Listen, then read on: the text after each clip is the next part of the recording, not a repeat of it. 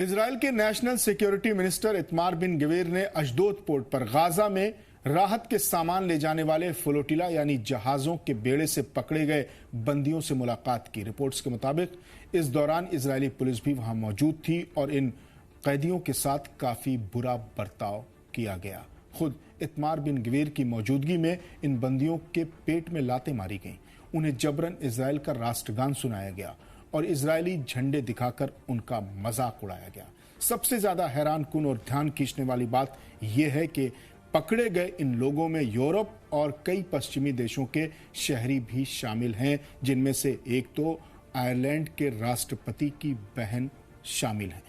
ان تمام human rights activist کو قید میں ذلیل کیا گیا۔ آپ کو بتا دیں کہ ہیومن رائٹ ایکٹیوسٹ اور نیشنل آرگنائزیشنز کا ایک گروپ جہازوں کے ذریعے غازہ کے لوگوں کے لیے راحت کے سامان لے کر جا رہا تھا، جسے اسرائیلی فوج نے روک دیا اور ان پر سوار لوگوں کو قیدی بنا لیا۔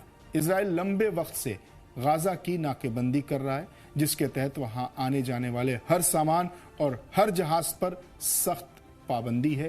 اس وجہ سے راحت پہنچانے کی کوشش کرنے والے ایکٹیوسٹ اور اسرائیلی سرکار کے بیچ اکثر ایسا ٹکراؤ دیکھنے کو ملتا ہے۔ اتمار بن گویر کی اس حرکت پر دنیا بھر میں لعنتیں بھیجی جا رہی ہیں۔